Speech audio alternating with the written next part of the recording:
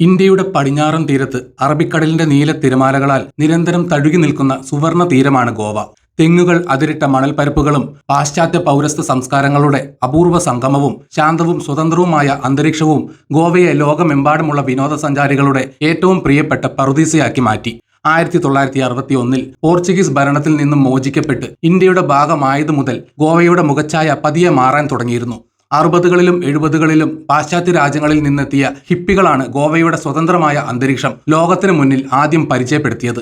പതിയെ അതൊരു വലിയ വിനോദസഞ്ചാര കേന്ദ്രമായി വളർന്നു. മുമ്പും പ്രശസ്തമായിരുന്നെങ്കിലും ഇന്ത്യൻ യുവത്വത്തിന്റെ മനസ്സിലേക്ക് ഗോവ എന്ന വലിയ സ്വപ്നം ഇട്ടുകൊടുത്തത് സിനിമകളാണ്. 2001 ഫർഹാൻ അക്തറിന്റെ സംവിധാനത്തിൽ പുറത്തിറങ്ങിയ അമീർ ഖാൻ ചിത്രം ദിൽ ചാഹ്താ ഹൈ അതിലൊരു വലിയ പങ്കുവഹിച്ചു. സുഹൃത്തുക്കളുമൊത്തുള്ള ഒരു അപ്രതീക്ഷിത ഗോവൻ യാത്രയും അവിടുത്തെ കോട്ടകളും കടൽത്തീരങ്ങളും ആ സിനിമയിലൂടെ കണ്ടപ്പോൾ ഓരോ ഇന്ത്യൻ യുവാവും തങ്ങളുടെ സുഹൃത്തുക്കൾക്കൊപ്പം ഒരു ഗോവൻ യാത്രയെങ്കിലും നടത്തണമെന്ന് ആഗ്രഹിച്ചു തുടങ്ങി. എന്നാൽ ഇന്ത്യക്കാർക്ക് മാത്രമല്ല, വിദേശികൾക്കും ഗോവ സുപരിചിതമായിരുന്നു. 2004 പുറത്തിറങ്ങിയ മാറ്റ് ഡാമൻ അഭിനയിച്ച ഹോളിവുഡ് ആക്ഷൻ ത്രില്ലർ ചിത്രം ബോൺ സുപ്രമസി പോലുള്ള സിനിമകളുടെ ആദ്യ രംഗങ്ങൾ ചിത്രീകരിച്ചത് ഗോവയുടെ അതിമനോഹരമായ പശ്ചാത്തലത്തിലായിരുന്നു. ഇതൊക്കെ ഗോവയെ അന്താരാഷ്ട്ര തലത്തിൽ കൂടുതൽ പ്രശസ്തമാക്കി.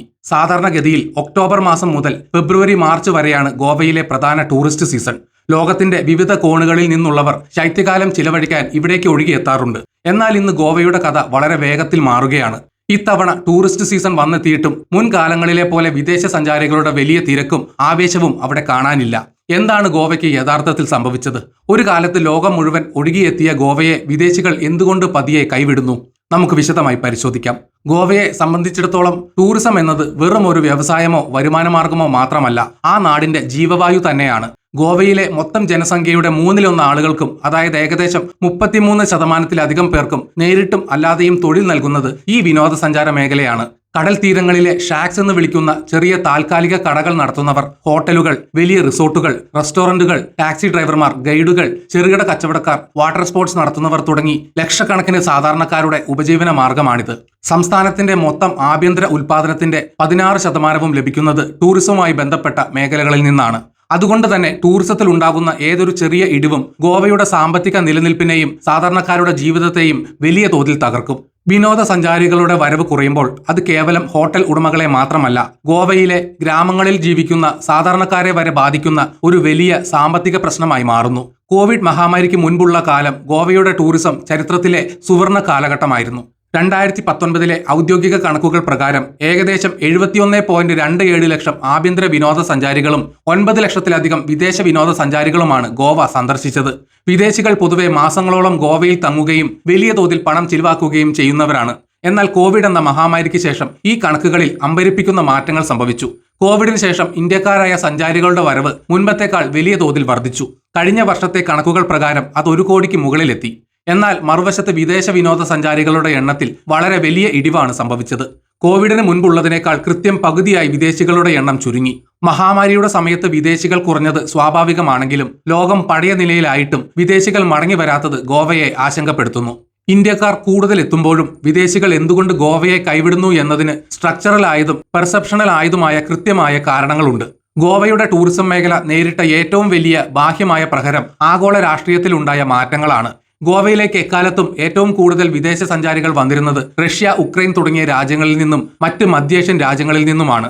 പ്രത്യേക ചാർട്ടേഡ് വിമാനങ്ങളിലായിരുന്നു ഇവർ കൂട്ടത്തോടെ എത്തിയിരുന്നത്. എന്നാൽ 2022 മുതൽ ഈ പ്രദേശങ്ങളിൽ ആരംഭിച്ച സംഘർഷങ്ങളും റഷ്യ ഉക്രൈൻ യുദ്ധവും അതോടൊപ്പം മിഡിൽ ഈസ്റ്റ് രാജ്യങ്ങളിലെ സംഘർഷങ്ങളും അവിടുത്തെ ജനങ്ങളുടെ സാമ്പത്തിക സ്ഥിതിയെയും യാത്രാ മുൻഗണനകളെയും സാരമായി ബാധിച്ചു. ജീവനും സ്വത്തിനും ഭീഷണി ഉള്ളപ്പോൾ, രാജ്യം യുദ്ധമുഖത്ത് നിൽക്കുമ്പോൾ വിനോദയാത്രകൾ എന്നത് ജനങ്ങളുടെ മുൻഗണനാ പട്ടികയിൽ നിന്നും സ്വാഭാവികമായി പുറത്താകും. ഇത് ഗോവയിലേക്കുള്ള വിദേശികളുടെ വരവിനെ വല്ലാതെ ഉലച്ചു. വിദേശികൾക്ക് ഇന്ത്യ സന്ദർശിക്കണമെങ്കിൽ വിസ ലഭിക്കുക എന്നത് വളരെ സങ്കീർണവും പണച്ചെലവുള്ളതും സമയമെടുക്കുന്നതുമായ ഒരു പ്രക്രിയയാണ്. വിനോദയാത്രയ്ക്കായി ഇറങ്ങിത്തിരിക്കുന്ന ഒരു സഞ്ചാരി എപ്പോഴും എളുപ്പമുള്ള വഴികളാണ് തേടുക. ഇന്ത്യയുടെ ഈ ബുദ്ധിമുട്ടേറിയ വിസാ നിയമങ്ങൾക്ക് പകരമായി ഇന്ത്യയുടെ അയൽരാജ്യങ്ങളും മറ്റ് ഏഷ്യൻ രാജ്യങ്ങളുമായ വിയറ്റ്നാം, ശ്രീലങ്ക, തായ്ലൻഡ് തുടങ്ങിയ രാജ്യങ്ങൾ വളരെ ലളിതമായ വിസാ സൗകര്യങ്ങൾ ഒരുക്കുന്നു. വിമാനത്താവളത്തിൽ ഇറങ്ങുമ്പോൾ തന്നെ ലഭിക്കുന്ന ഓൺ അറൈവൽ വിസ അല്ലെങ്കിൽ ഓൺലൈൻ വഴി എളുപ്പത്തിൽ ലഭിക്കുന്ന ഈ വിസ തുടങ്ങിയ സൗകര്യങ്ങൾ ഈ രാജ്യങ്ങൾ വിദേശികൾക്ക് നൽകുന്നുണ്ട്. യാതൊരു ബുദ്ധിമുട്ടുമില്ലാതെ, സമയനഷ്ടമില്ലാതെ എളുപ്പത്തിൽ യാത്രാനുമതി ലഭിക്കുന്ന ഇത്തരം രാജ്യങ്ങളിലേക്ക് യാത്ര ചെയ്യാൻ വിദേശികൾ സ്വാഭാവികമായും കൂടുതൽ താല്പര്യം കാണിക്കുന്നു. ഇത് ഗോവയ്ക്ക് വലിയൊരു തിരിച്ചടിയായി മാറി.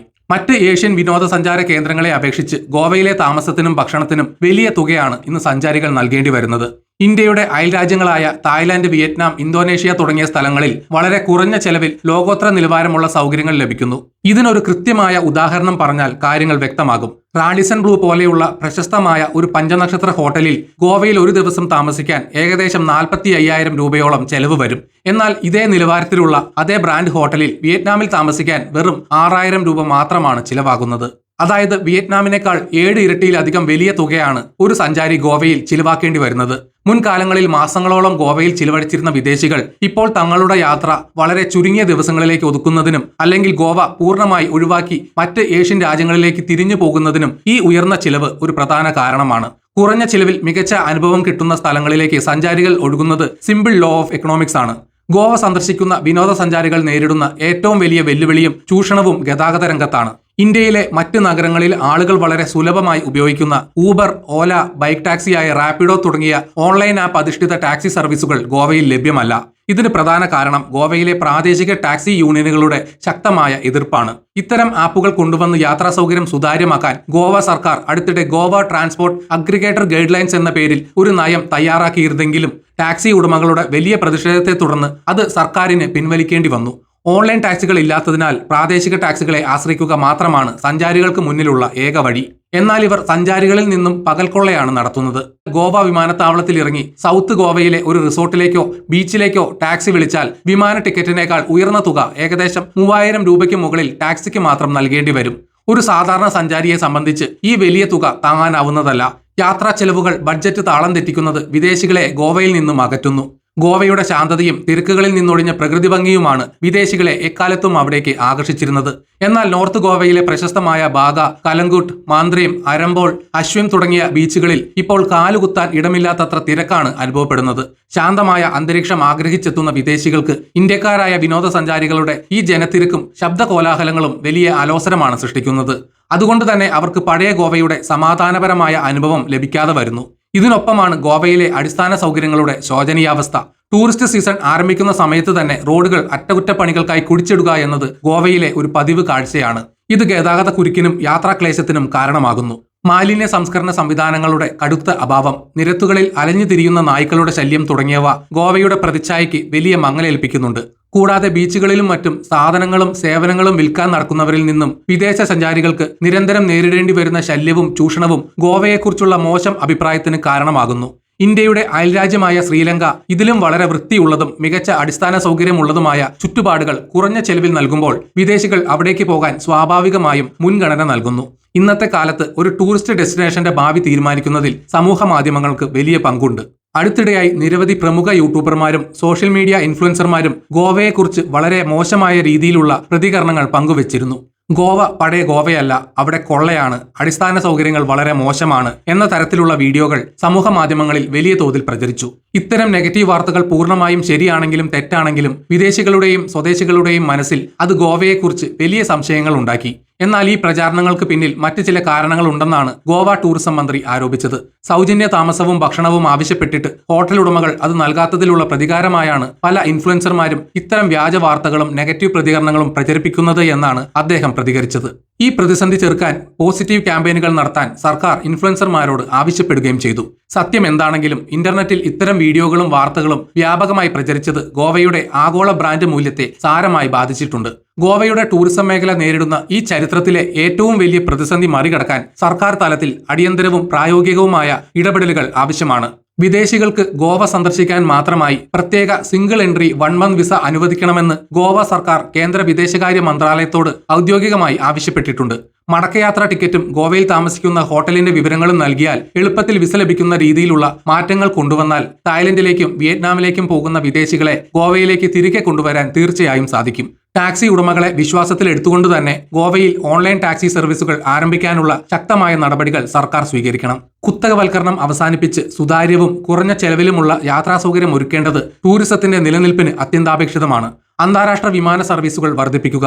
അമേരിക്ക, യൂറോപ്പ്, മധ്യേഷ്യൻ രാജ്യങ്ങൾ എന്നിവിടങ്ങളിൽ നിന്നും ഗോവയിലേക്ക് നേരിട്ടുള്ള കൂടുതൽ വിമാന സർവീസുകൾ ആരംഭിക്കേണ്ടതുണ്ട്. ഇത് സഞ്ചാരികളുടെ യാത്രാസമയം കുറയ്ക്കാനും യാത്രാ ചെലവുകൾ നിയന്ത്രിക്കാനും എളുപ്പത്തിൽ ഗോവയിൽ എത്തിച്ചേരാനും സഹായിക്കും. കേവലം ആളുകളുടെ എണ്ണം മാത്രം വർദ്ധിപ്പിക്കുന്നതിന് പകരം ഉയർന്ന നിലവാരമുള്ളതും പ്രകൃതിക്ക് ഇണങ്ങുന്നതുമായ വിനോദസഞ്ചാര പദ്ധതികൾ ഗോവയിൽ നടപ്പാക്കണം. ഹോട്ടലുകളുടെ നിലവാരം കൃത്യമായി നിരീക്ഷിക്കുകയും വിനോദസഞ്ചാരികളിൽ നിന്നും അമിത വില ഈടാക്കുന്നത് തടയുകയും വേണം. മാലിന്യ സംസ്കരണം, മികച്ച റോഡുകൾ ഉൾപ്പെടെയുള്ള അടിസ്ഥാന സൗകര്യങ്ങൾ യുദ്ധകാലാടിസ്ഥാനത്തിൽ മെച്ചപ്പെടുത്തുകയും ചെയ്യുക എന്നത് ഇതിൽ പരമപ്രധാനമാണ്. പ്രകൃതി കനിഞ്ഞനുഗ്രഹിച്ച സൗന്ദര്യവും ലോകോത്തര നിലവാരമുള്ള കടൽത്തീരങ്ങളും ഗോവയ്ക്ക് സ്വന്തമായുണ്ട്.